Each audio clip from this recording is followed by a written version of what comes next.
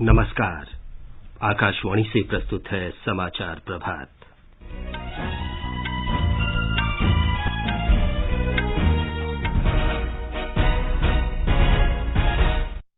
सरकार स्वामित्व योजना के अंतर्गत प्रत्येक भूमि तथा मकान मालिक को अगले 3-4 वर्षों में संपत्ति कार्ड देगी। प्रधानमंत्री नरेंद्र मोदी ने कहा, संपत्ति कार्ड से बैंक ऋण लेने में आसानी होगी। स्वास्थ्य मंत्रालय जनसंख्या के बड़े हिस्से को कवर करने के लिए एक से अधिक कोविड वैक्सीन के उपयोग पर विचार कर रहा है।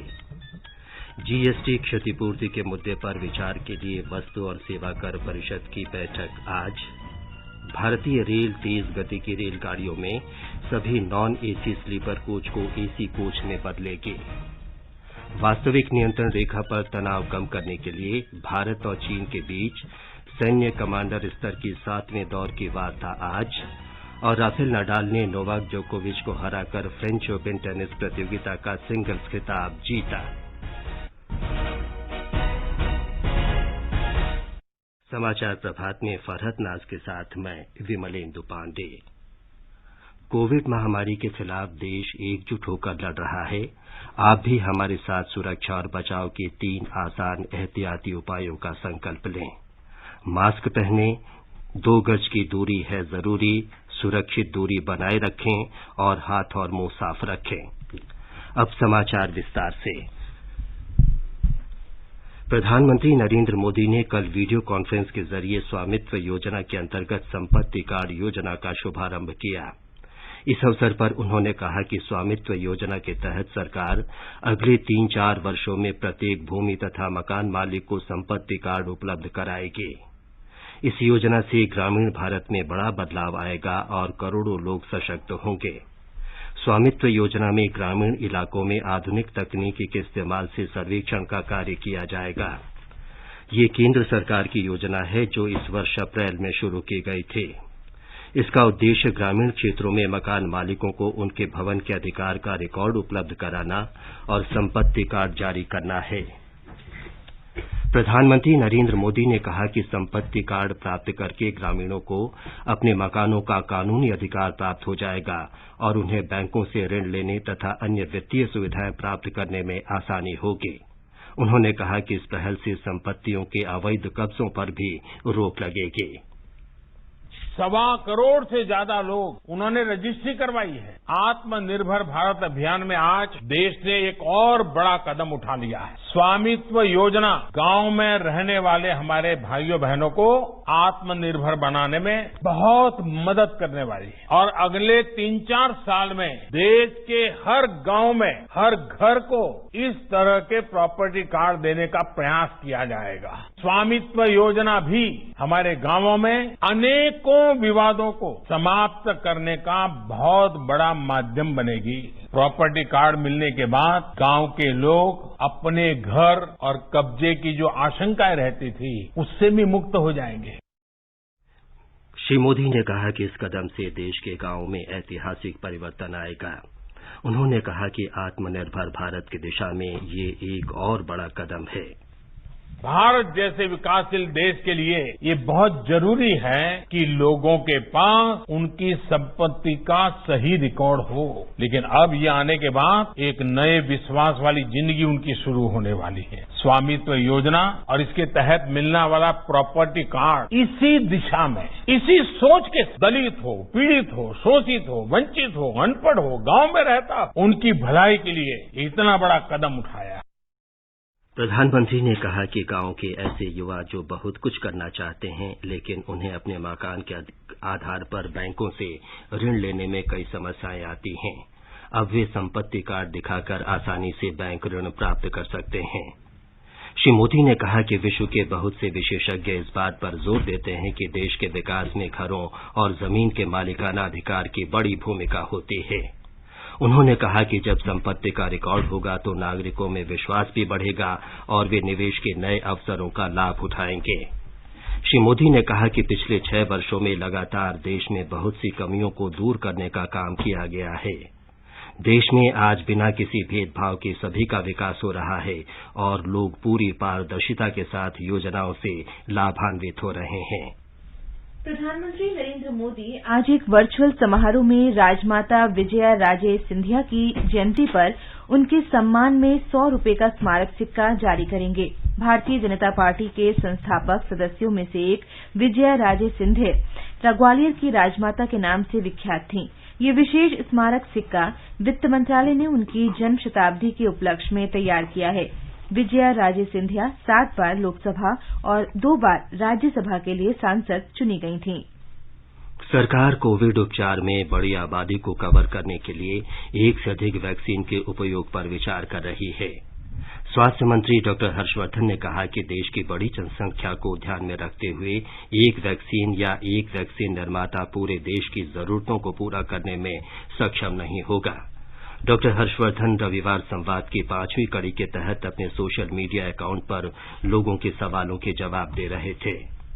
स्वास्थ्य मंत्री ने कहा कि भारत को कोरोना वैक्सीन उपलब्ध हो जाने के बाद प्रत्येक देशवासी को संक्रमण से बचाने के लिए एक से अधिक वैक्सीन निर्माताओं से संपर्क करना होगा। उन्होंने समाज के सर्वाधिक संवेदनशील और वंचित समूहों तक पहले वैक्सीन पहुंचाना सुनिश्चित करने पर बल दिया। डॉक्टर हर्षवर्धन ने कहा कि भारत में सभी कोविड वैक्सीन परीक्षण के पहले, दूसरे या तीसरे चरण में हैं और परिणामों की प्रतीक्षा है। डॉक्टर हर्षवर्धन ने लोगों से त्योहारों के दौरान आवश्यक एहतियाती उपाय बरतने का आग्रह किया। उन्होंने लोगों से त्योहारों के दौरान बड़ी संख्या में एकत्र होने से बचने और मंदिरों में भी मास्क का उपयोग करने को कहा। सर्दी के मौसम में यह देखा गया है कि प्रदूषण बढ़ने पर सांस की बीमारियां बढ़ जाती हैं। सामान्य रूप से वायरस ठंड और शुष्क जलवायु में लंबे समय तक जीवित रहते हैं। इनमें इन्फ्लुएंजा वायरस प्रमुख है। इसके अलावा कोरोना के 4 अन्य प्रकार के वायरस भी हैं जो सर्दियों में तेजी से फैलते। इसलिए कोरोना वायरस के संक्रमण से बचने के साथ साथ आप कोरोना से बचाव के लिए सभी जरूरी व्यवहारों का पालन अवश्य करें।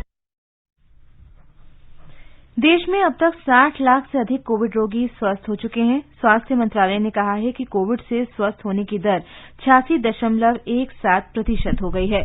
स्वस्थ होने की दर के मामले में भारत विश्व में पहले स्थान पर है। देश में कोविड से ठीक होने वाले लोगों की संख्या 60,77,000 हो गई है। मृत्यु दर 1.54% के साथ विश्व में सबसे कम है। दिल्ली आपदा प्रबंधन प्राधिकरण ने दुर्गा पूजा और रामलीला जैसे उत्सवों से पहले धार्मिक सभाओं और बड़े आयोजनों के लिए नए दिशा निर्देश जारी किए हैं। इनमें कोविड से बचाव के लिए कड़े नियमों का अनुपालन भी शामिल है।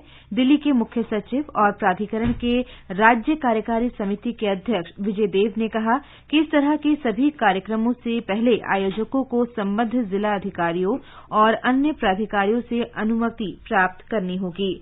दिल्ली आपदा प्रबंधन प्राधिकरण के आदेश में कहा गया है कि 31 अक्टूबर तक दिल्ली में त्योहारों के अवसर पर मेलों, फूड स्टॉल, झूलों, रैलियों, प्रदर्शनियों और सभाओं की अनुमति नहीं होगी। उत्तर प्रदेश के मुख्यमंत्री योगी आदित्यनाथ ने राज्य में कोरोना संक्रमण से बचाव के लिए प्रधानमंत्री नरेंद्र मोदी के संदेश जब तक दवाई नहीं तब तक ढिलाई नहीं का पालन करने को कहा है। उन्होंने प्रशासन से उन जिलों में कोरोना संक्रमण के नियंत्रण की रणनीति तैयार करने को कहा है जहां प्रतिदिन 100 से अधिक लोगों में संक्रमण की पुष्टि हो रही है। मुख्यमंत्री ने राज्य में धान खरीद केंद्रों पर कोविड से बचाव के एहतियाती उपायों का पालन सुनिश्चित करने को कहा। एक रिपोर्ट। राज्य में कोविड के मामलों में पिछले 24 दिनों से लगातार कमी देखी जा रही है और इस अवधि में लगभग 28,000 मामले कम हुए हैं। कल प्रदेश में 1,72,000 से अधिक कोविड नमूनों की जांच की गई और अब तक 1,18,00,000 से अधिक कोविड परीक्षण किए जा चुके हैं। पिछले 24 घंटों में प्रदेश में 3,348 नए कोविड मरीजों का पता चला है, जबकि 3,415 लोग पूरी तरीके से ठीक होने के बाद अस्पतालों से डिस्चार्ज किए जा चुके हैं। प्रदेश में लगभग 3,90,000 लोग कोविड से पूरी तरह ठीक हो चुके हैं और मरीजों के ठीक होने की दर 89.37% तक पहुंच गई है। राज्य में इस समय कोविड के 40,019 सक्रिय मामले हैं और इनमें से आधे होम आइसोलेशन में हैं। अपर मुख्य सचिव स्वास्थ्य अमित मोहन प्रसाद ने आम लोगों से अपील की है कि अगर उनके अंदर कोविड से जुड़े कोई भी लक्षण नजर आते हैं तो वो विभाग की हेल्पलाइन 181-80-5145 पर तुरंत संपर्क करें। सुशील चंद्र तिवारी, आकाशवाणी समाचार, लखनऊ। छत्तीसगढ़ में कोरोना के बढ़ते संक्रमण के बीच सरकार ने आगामी नवरात्र और दशहरा पर्व को लेकर दिशा निर्देश जारी किए हैं। इसके साथ ही राज्य के प्रसिद्ध बस्तर दशहरे के अनुष्ठानों में भी श्रद्धालुओं से उपस्थित नहीं होने की अपील की गई है। छत्तीसगढ़ में कोरोना संक्रमित मरीजों की संख्या लगभग 1.5 लाख के करीब पहुंच गई है। इस बीच राज्य सरकार ने नवरात्र पर्व के संबंध में दिशा निर्देश जारी करते हुए कहा है कि राज्य के विभिन्न शहरों और कस्बों में सार्वजनिक समितियों द्वारा स्थापित की जाने वाली दुर्गा प्रतिमाओं के पंडाल में कोई भी श्रद्धालु बिना मास्क के प्रवेश नहीं कर सकेगा। समितियों को पंडाल में सैनिटाइजर, हैंड वॉश और थर्मल स्क्रीनिंग की व्यवस्था करनी होगी। मां दुर्गा की मूर्तियों की ऊंचाई भी 6 फीट से अधिक नहीं होगी। वहीं दशहरा पर्व के दौरान होने वाले रावण दहन कार्यक्रम के लिए आयोजकों को तभी अनुमति दी जाएगी जब वे संबंधित दिशा निर्देशों का पालन करने से संबंधित शपथ पत्र देंगे। पुतला दहन कार्यक्रम में 50 से अधिक व्यक्ति शामिल नहीं हो सकेंगे और रावण के पुतलों की ऊंचाई 10 फीट से अधिक नहीं होगी। छत्तीसगढ़ का बस्तर दशहरा भी बहुत प्रसिद्ध है। 75 दिनों तक चलने वाला यह संभवतः विश्व का सबसे लंबा पर्व है। आकाशवाणी समाचार के लिए रायपुर से विकल्प शुक्ला। गुजरात में कल 1181 लोगों में कोरोना संक्रमण की पुष्टि हुई। अब तक कुल 1,32,310 रोगी कोरोना संक्रमण से मुक्त हो चुके हैं। राज्य में स्वस्थ होने की दर 87.28% के आंकड़े पर पहुंच गई है। गुजरात में पिछले 5 दिनों से संक्रमण के नए मामलों के सामने ठीक होने वाले मरीजों की संख्या ज्यादा रही है। इसी तरह राज्य में सक्रिय मामलों की संख्या में भी कमी आई है। कल 1413 मरीजों के ठीक होने के साथ अस्पतालों से छुट्टी दी गई। राज्य में अब तक कुल 50,12,000 से अधिक लोगों का कोविड-19 के लिए परीक्षण किया जा चुका है। इसमें से 51,250 परीक्षण कल एक ही दिन में किए गए। राज्य में सबसे अधिक 261 नए मामले कल सूरत में दर्ज हुए। अहमदाबाद में 189 नए मामले सामने आए। इस वक्त 15,717 सक्रिय मामले हैं, जिसमें से 86 मरीज वेंटिलेटर पर है। कल 9 मरीजों की मृत्यु के साथ कोविड-19 से जान गंवाने वाले मरीजों की संख्या 3,569 हो चुकी है। अहमदाबाद में भी माइक्रो कंटेनमेंट जोन में शामिल क्षेत्रों की संख्या कम हो रही है। योगेश पंड्या, आकाशवाणी समाचार, अहमदाबाद। महाराष्ट्र की स्कूल शिक्षा मंत्री वर्षा गायकवाड़ ने घोषणा की है कि राज्य में कोरोना वायरस के बढ़ते मामलों को देखते हुए दीपावली से पहले स्कूल नहीं खोले जाएंगे। उन्होंने कहा कि राज्य सरकार विभिन्न विकल्पों पर विचार कर रही है। उनकी मुख्य चुनौती शैक्षणिक वर्ष को पूरा करना और विद्यार्थियों का आकलन करने का तरीका खोजना है। राज्य के उच्चतर और तकनीकी शिक्षा मंत्री उदय सामंत ने भी कहा है कि उनके विभाग का कोविड की स्थिति नियंत्रित होने से पूर्व कॉलेजों को फिर से खोलने का कोई विचार नहीं है। तमिलनाडु में कोविड से संक्रमण मुक्त होने वालों की संख्या कल 6 लाख का आंकड़ा पार कर गई। राज्य में कुल संक्रमित व्यक्तियों की संख्या 6,56,000 है। इस महामारी से 10,252 लोगों की मौत हुई है। तमिलनाडु प्रशासन कोविड से बचाव के बारे में लोगों को जागरूक बनाने के लिए जागरूकता कार्यक्रमों में और तेजी लाने पर विचार कर रहा है।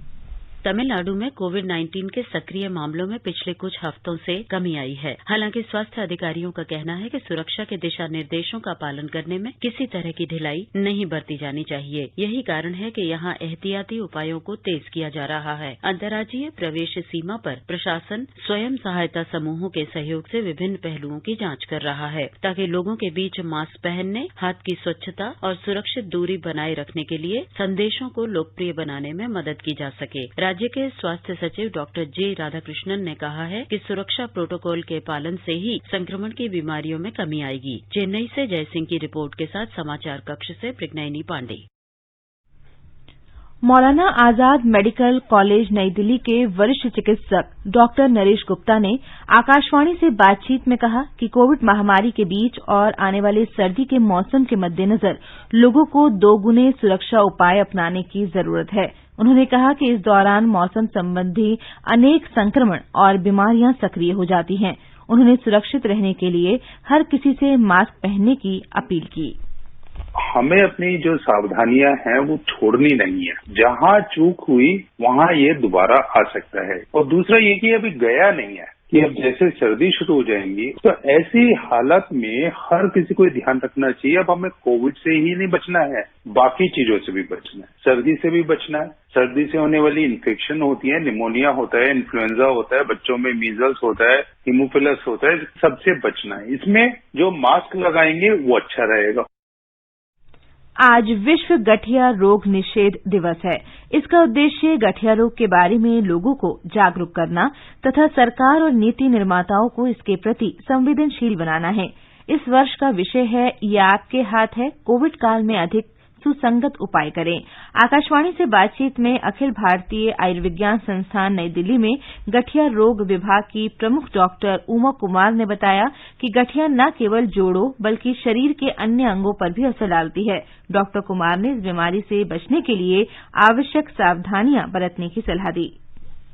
इस दिन को मनाने के दो मुख्य कारण हैं। एक, रूमेटिक डिजीज की जानकारी जनमानस तक पहुंचाना। दूसरा, सरकार और पॉलिसी मेकर्स को इन बीमारियों के बारे में सेंसिटाइज करना। इस साल की थीम है it is in your hand, take action. आज कोरोना के दौर में और आत्मनिर्भर भारत के संदर्भ में ये थीम और भी प्रासंगिक हो जाती है। गठिया से बचना और गठिया होने पर विकलांगता से बचना काफी हद तक आपके हाथ में है। गठिया सिर्फ जोड़ों की ही बीमारी नहीं है, बल्कि इसमें शरीर के विभिन्न अंग प्रभावित हो जाते हैं और समय से इलाज न किया जाए तो दूसरी बीमारियां जैसे कि डायबिटीज, हाइपरटेंशन, हार्ट डिजीजेज होने का खतरा बढ़ जाता है।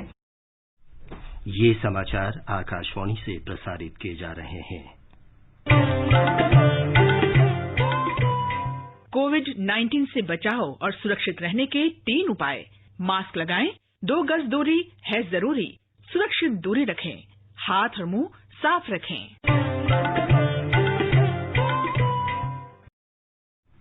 समाचार प्रभात में आपका फिर स्वागत है।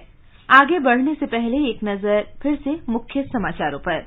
सरकार स्वामित्व योजना के अंतर्गत प्रत्येक भूमि तथा मकान मालिक को अगले 3-4 वर्षों में संपत्ति कार्ड देगी। प्रधानमंत्री नरेंद्र मोदी ने कहा, संपत्ति कार्ड से बैंक ऋण लेने में आसानी होगी। स्वास्थ्य मंत्रालय जनसंख्या के बड़े हिस्से को कवर करने के लिए 1 से अधिक कोविड वैक्सीन के उपयोग पर विचार कर रहा है। जीएसटी क्षतिपूर्ति के मुद्दे पर विचार के लिए वस्तु एवं सेवा कर परिषद की बैठक आज। भारतीय रेल तेज गति की रेलगाड़ियों में सभी नॉन एसी स्लीपर कोच को एसी कोच में बदलेगी। वास्तविक नियंत्रण रेखा पर तनाव कम करने के लिए भारत और चीन के बीच सैन्य कमांडर स्तर की 7वें दौर की वार्ता आज। और राफेल नडाल ने नोवाक जोकोविच को हराकर फ्रेंच ओपन टेनिस प्रतियोगिता का सिंगल्स खिताब जीता। वित्त मंत्री निर्मला सीतारामन आज नई दिल्ली में वीडियो कॉन्फ्रेंस के जरिए जीएसटी परिषद की 43वीं बैठक की अध्यक्षता करेंगे। बैठक में राज्यों के लंबित जीएसटी क्षतिपूर्ति भुगतान के तरीके पर विचार विमर्श की संभावना है। वित्त राज्य मंत्री अनुराग ठाकुर तथा राज्यों और केंद्र शासित प्रदेशों के वित्त मंत्री भी बैठक में भाग लेंगे। पिछली बैठक में श्रीमती सीतारामन ने वस्तु और सेवा कर लागू होने या कोविड महामारी के कारण इस वर्ष राज्यों के जीएसटी राजस्व नुकसान की भरपाई का आश्वासन दिया था। उन्होंने कहा था कि नुकसान की भरपाई से इनकार नहीं किया जा सकता। अगस्त में जीएसटी परिषद की 41वीं बैठक में केंद्र ने राज्यों को जीएसटी राजस्व क्षतिपूर्ति के लिए उधारी के 2 विकल्प दिए थे। केंद्र ने कहा था कि राज्य रिजर्व बैंक की विशेष व्यवस्था से 97,000 करोड़ रुपए उधार ले सकते हैं या बाजार से 2,35,000 करोड़ रुपए का ऋण ले सकते हैं। वित्त मंत्रालय ने बताया था कि 21 राज्यों ने 97,000 करोड़ रुपए उधार लेने का विकल्प चुना है। हालांकि अन्य राज्यों ने कोई भी विकल्प नहीं चुना है। वे चाहते थे कि केंद्र उधार लेकर जीएसटी राजस्व नुकसान की भरपाई करे। भारत और चीन के बीच वास्तविक नियंत्रण रेखा से लगे क्षेत्रों में तनाव कम करने के उपायों पर विचार विमर्श के लिए आज सैन्य कमांडर स्तर पर 7वें दौर की वार्ता होगी। बातचीत वास्तविक नियंत्रण रेखा पर भारत की तरफ चुशुल में होगी। वार्ता में लेफ्टिनेंट जनरल हरेंद्र सिंह और लेफ्टिनेंट जनरल पीजेके मेनन भारतीय दल का नेतृत्व करेंगे। वार्ता प्रक्रिया से संबंधित सूत्रों ने बताया कि चीन की ओर से विदेश मंत्रालय के वरिष्ठ अधिकारी भी वार्ता में शामिल होंगे।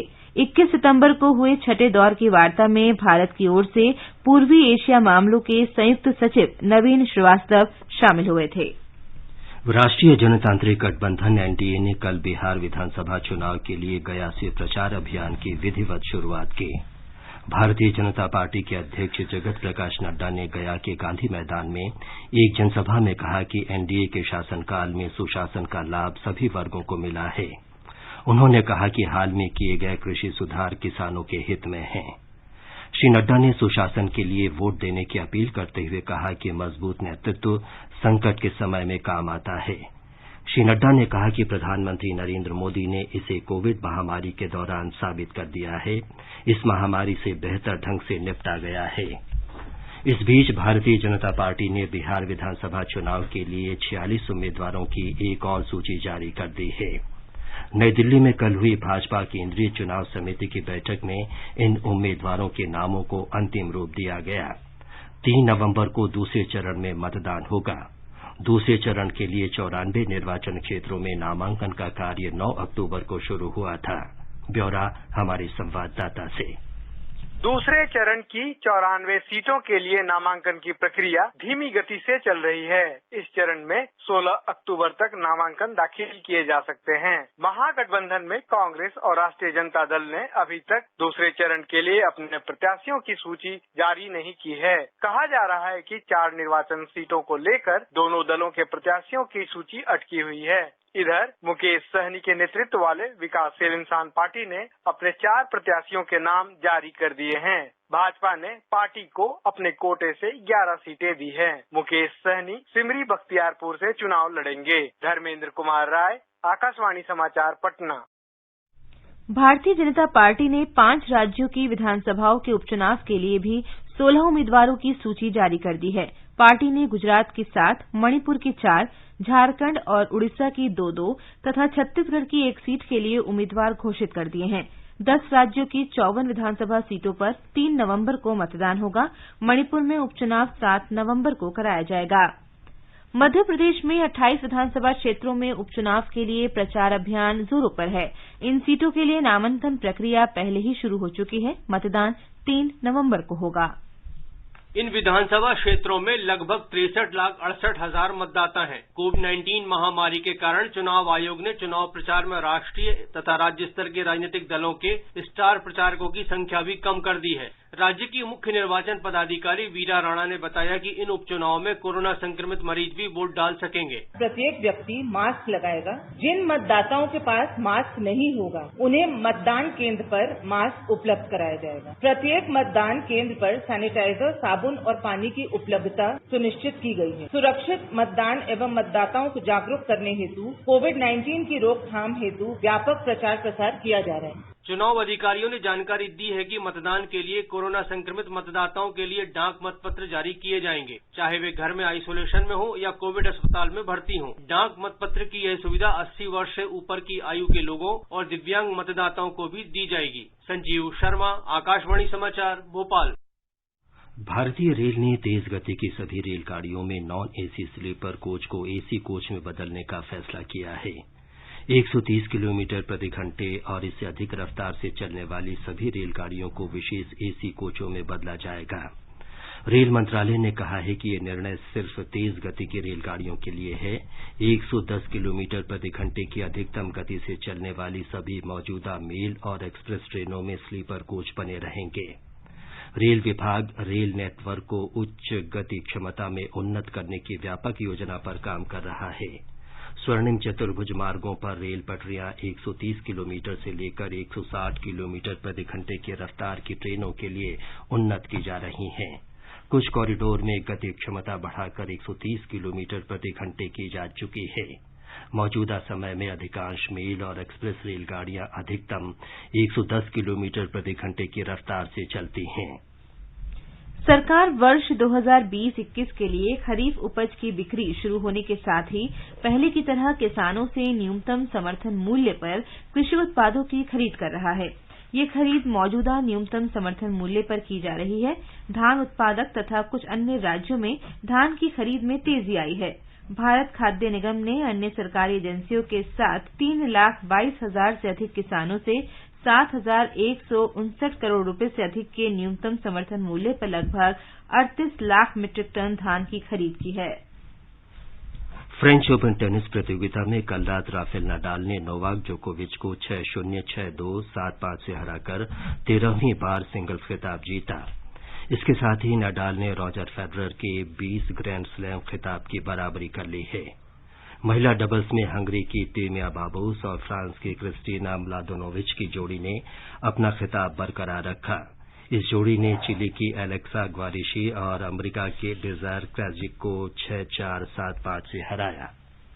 आईपीएल क्रिकेट में मुंबई इंडियंस ने कल रात अबू धाबी में दिल्ली कैपिटल्स को 5 विकेट से हरा दिया। दिल्ली कैपिटल्स ने टॉस जीतने के बाद पहले बल्लेबाजी करते हुए 20 ओवर में 4 विकेट पर 162 रन बनाए। 163 रनों का पीछा करते हुए वर्तमान चैंपियन मुंबई इंडियंस ने 2 गेंद शेष रहते जीत के लक्ष्य को हासिल कर लिया। इससे पहले दुबई में हुए एक अन्य मैच में राजस्थान रॉयल्स ने सनराइजर्स हैदराबाद को 5 विकेट से हराया। शारजाह में आज शाम 7:30 बजे रॉयल चैलेंजर्स बेंगलोर का मुकाबला कोलकाता नाइट राइडर्स से होगा। और अब एक नजर आज के मौसम पर। राष्ट्रीय राजधानी दिल्ली में आसमान साफ रहेगा। न्यूनतम तापमान 20 डिग्री सेल्सियस रिकॉर्ड किया गया और अधिकतम तापमान 34 डिग्री रहने के आसार हैं। मुंबई में हल्की वर्षा होने का अनुमान है। न्यूनतम तापमान 27 डिग्री रहा, अधिकतम तापमान 34 डिग्री के आसपास रहेगा। चेन्नई में दोपहर बाद या शाम के समय गरज के साथ बौछारें पड़ सकती हैं। तापमान 25 और 33 डिग्री के बीच रहने की संभावना है। कोलकाता में आंशिक रूप से बादल छाए रहेंगे और 1-2 स्थानों पर हल्की वर्षा होने की संभावना है। उत्तर की बात करें तो केंद्र शासित प्रदेश जम्मू कश्मीर के जम्मू में न्यूनतम तापमान 18 डिग्री सेल्सियस दर्ज हुआ, जबकि अधिकतम तापमान 34 डिग्री तक जा सकता है। शहर में मुख्य तौर पर आसमान साफ रहेगा। श्रीनगर में आसमान साफ रहेगा। दोपहर बाद या शाम के समय आंशिक बादल छा सकते हैं। लद्दाख में न्यूनतम तापमान 0 से 2 डिग्री सेल्सियस नीचे रिकॉर्ड किया गया और अधिकतम तापमान 20 डिग्री सेल्सियस रहने की संभावना है। गिलगित में बादल छाए रहेंगे, गरज के साथ वर्षा होने की संभावना है। तापमान 10 डिग्री और 26 डिग्री के बीच रहेगा। मुजफ्फराबाद में भी आसमान साफ रहेगा। तापमान 14 से 33 डिग्री के बीच रिकॉर्ड किया जा सकता है। समाचार कक्ष से देवेंद्र त्रिपाठी। ये समाचार हमारी वेबसाइट newsonair.com/hindi पर भी उपलब्ध हैं। और अब आज के समाचार पत्रों की सुर्खियों के साथ हैं फरहत नाज। धन्यवाद विमलेंदु। संपत्ति कार्ड वितरण अखबारों की बड़ी खबर है। हिन्दुस्तान की सुर्खी है, जमीन का मालिकाना हक किसानों के हाथों में। प्रधानमंत्री नरेंद्र मोदी ने स्वामित्व योजना शुरू की। जनसत्ता ने प्रधानमंत्री नरेंद्र मोदी के हवाले से शीर्षक दिया है, संपत्ति अधिकार आत्मनिर्भरता का बड़ा कदम। ग्रामीण अपनी जमीन और संपत्ति को वित्तीय पूंजी के तौर पर इस्तेमाल कर सकेंगे। पंजाब केसरी का कहना है, भारत में धीमी हो रही कोरोना की रफ्तार, पिछले 8 दिनों से लगातार 1000 से कम मौतें, ठीक होने की दर में भी बड़ा उछाल। दैनिक भास्कर लिखता है, कोरोना की जांच में फेलुदा टेस्ट कारगर, ड्रग नियामक दे चुका है मंजूरी, स्वदेशी तकनीक पर है आधारित। पत्र का कहना है, अब हर 100 टेस्ट में 7 से भी कम मरीज, संक्रमण की दर 2.73% तक घटी। नवभारत टाइम्स स्वास्थ्य मंत्री डॉक्टर हर्षवर्धन के हवाले से लिखता है, कोई भगवान नहीं कहते, पूजा के लिए पंडालों में जाने की जरूरत, कोविड से लड़ाई हर व्यक्ति का पहला धर्म। हाथरस कांड में केंद्रीय अन्वेषण ब्यूरो सीबीआई की प्राथमिकी अखबारों की अहम खबर है। जनसत्ता लिखता है, गाजियाबाद इकाई की विशेष टीम करेगी जांच। इलाहाबाद हाईकोर्ट के लखनऊ खंडपीठ के समक्ष पीड़ित परिजन और आला अधिकारी आज होंगे पेश। भारत चीन के सैन्य कमांडरों के 7वें दौर की आज होने वाली बैठक पर हिन्दुस्तान लिखता है, सेनाओं का पीछे हटने का निकल सकता है फॉर्मूला। आतंकियों के फंडिंग मामले में अंतर्राष्ट्रीय संस्था FATF की प्रतिबंधित सूची के बारे में दैनिक भास्कर की सुर्खी है, पाकिस्तान ग्रे लिस्ट से निकलने के लिए अमरीकी लॉबिंग फर्म की शरण में, पाकिस्तान को 39 देशों में से 12 के समर्थन की जरूरत। दैनिक जागरण ने केंद्रीय औद्योगिक अनुसंधान संस्थान की तकनीक का उल्लेख करते हुए लिखा है कि पूर्वोत्तर भारत के किसान हो रहे हैं खुशहाल, हल्दी अदरक मिर्च को बर्बाद होने से बचा रही है ये तकनीक। और अंत में मुख्य समाचार एक बार फिर। सरकार स्वामित्व योजना के अंतर्गत प्रत्येक भूमि तथा मकान मालिक को अगले 3-4 वर्षों में संपत्ति कार्ड देगी। प्रधानमंत्री नरेंद्र मोदी ने कहा, संपत्ति कार्ड से बैंक ऋण लेने में आसानी होगी। स्वास्थ्य मंत्रालय जनसंख्या के बड़े हिस्से को कवर करने के लिए 1 से अधिक कोविड वैक्सीन के उपयोग पर विचार कर रहा है। जीएसटी क्षतिपूर्ति के मुद्दे पर विचार के लिए वस्तु और सेवा कर परिषद की बैठक आज। भारतीय रेल तेज गति की रेलगाड़ियों में सभी नॉन एसी स्लीपर कोच को एसी कोच में बदलेगी। और वास्तविक नियंत्रण रेखा पर तनाव कम करने के लिए भारत और चीन के बीच सैन्य कमांडर स्तर की 7वें दौर की वार्ता आज।